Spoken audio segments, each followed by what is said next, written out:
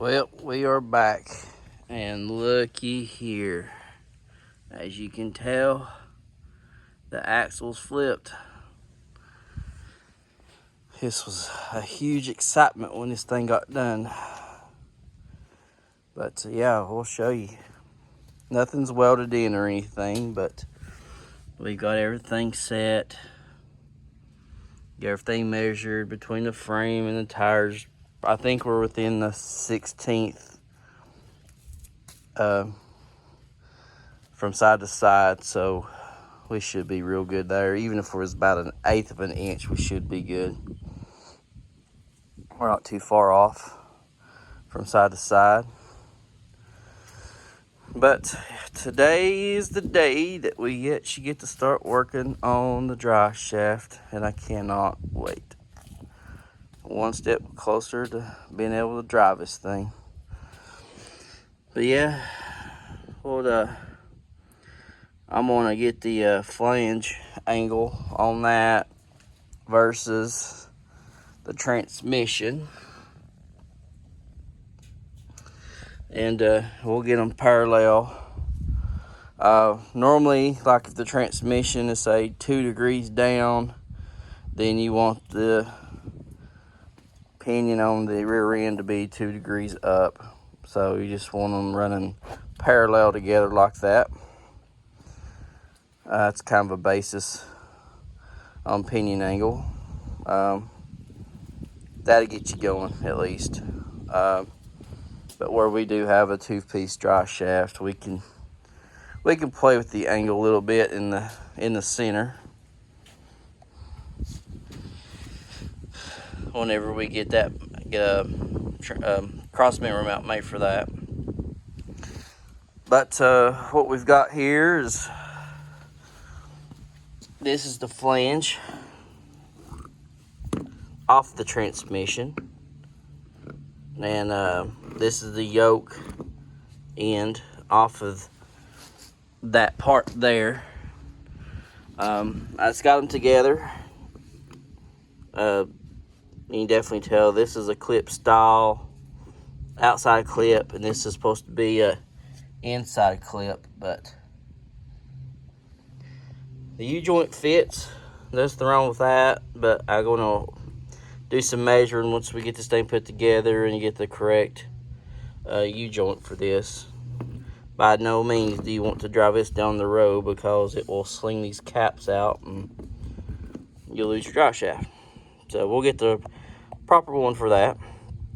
But we'll get that mounted to the back of the transmission. We'll get that mounted to the rear end, and I'll get a couple jack stands and kind of get this thing setting where it needs to be, and then I'll just take a measurement.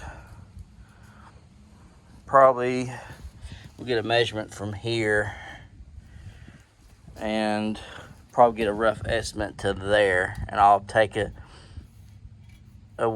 cutting wheel, and we'll go about in the half of that weld there and cut it all the way around and separate this from this, because we've got a brand new drive shaft tube. So we are going to DIY, custom build, or own out of these pieces. It's not going to be balanced, I do know that, but this is just to get the truck going. I can drive it around the neighborhood, probably even drive it up down the road.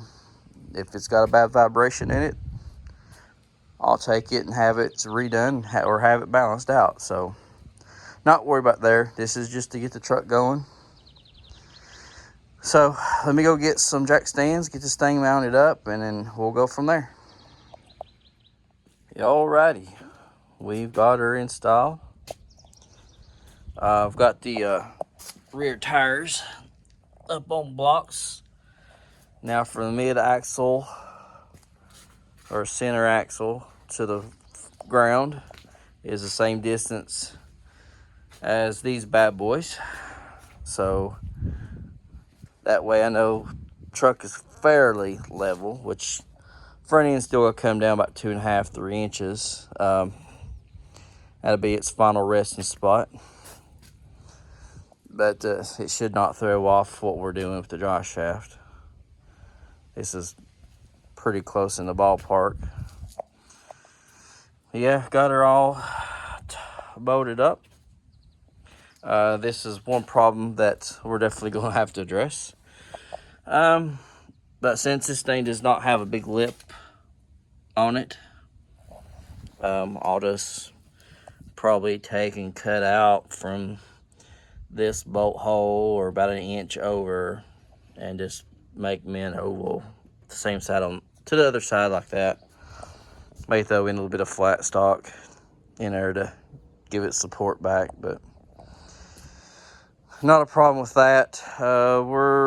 I think I was right at 5 degrees on the rear end and transmission is what it came out to be. We're about 3.5 to 4 degrees on the drive shaft right now just because of that, but it's not going to hurt with building the drive shaft because we do have a slip joint right here. So if I'm a little short or just a little long, that'll take up that part. But look at my fine engineering work. And this is just to get everything kind of on the straight and narrow. So everything's, like I said, it's set it to 3.5, 4 degrees from front to rear. So what we'll do is we'll take a measure, like I said, from that lip to there. Get us a measurement. And then we can take this bad boy back apart. And then I'll get that cut off. But yeah, that's what we got done so far. Alrighty, I just want to show you all what I've done. As you can see, I just cut along that weld. And you can see I barely got into that main part there. Just barely nicked it into it. Which that's good and clean. And what I done was just cut the rest of this off and then just cut a piece through here so I can see what I was getting into. But and then just took a hammer, she came right off. So yeah, that's how you do that. Just take your time and don't let it dig in. Now I'll just get the drive shaft cut, and I'll go get the other piece off the transmission, and then we'll get her tied together. Alright guys, I wanted to show you before I forgot about it. Just take some construction paper and just cut it out to whatever length you need, but definitely use the straight side. They're from factory, and you just wrap it around and bring it back to where it's flush, and that way you can mark it. That way you get you a pretty close to straight cut if you do that. But that's just to help out if you need a little help cutting tubes, and that goes for about any tubes, I reckon. You know, just do that and give it a little template. Alrighty guys, that was a job for sure. Those pieces were hard to get inside the pipe. Had to take a, it was like a 2-pound hammer, I think. Just took my time, worked them, got them all in. Now on this end, I used the carrier bearing as a pivot point, and I set the pipe up on some wood, and I just kept spinning it and until all the vibration or the wiggle was out of the carrier bearing. Once I done that, I tacked it in, and man, I tell you, it's probably some of the best welding I've done so far. It's like they always say, if you put your mind to it, you can accomplish anything. But I'm proud of those. Like I said, this ain't no showpiece, and this is just a temporary fix so that I can actually drive it around the neighborhood until we can take the whole drive shaft and probably get this piece remade, or have them to balance it first to see if it can be balanced. But if not, we'll have a whole brand new drive shaft made later on. But yeah, look at this. Now on this end, I had marked over there top center to where it went into here, so that I could keep all the U-joints upright like that one. So when I set this one up, I used the carrier bearing on the other side and used the garage floor on this side, and got these flush with the floor on both sides. So if we've got some wiggle, then, you know, I tried. But yeah, we'll let me toss this bad boy in and show you what it looks like. I hope you're all ready for this. Looky, looky. She's in. She's not 100% in, but she's in.